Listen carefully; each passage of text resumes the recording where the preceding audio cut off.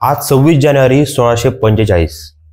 आजच्या दिवशी शिवाजी महाराजांनी रांजेगावचा पाटील बाबाजी गुजर याचा चौरंग केला आणि बद अंमल केल्याबद्दल त्याला ही शिक्षा सुनावली.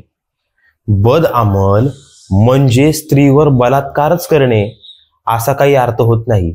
बद अंमल, बद म्हणजे चुकीचा आणि अंमल म्हणजे कारभार. चुकीचा कारभार केल्याबद्दल रांजाचा पाटील बाबाजी गुजर याचा चौरंग करण्यात आला. हे जे पत्र आहे ह्या पत्रात कुठेच असा उल्लेख नाही की बाबाजी गुजरांनी स्त्रीवर अत्याचार केला होता.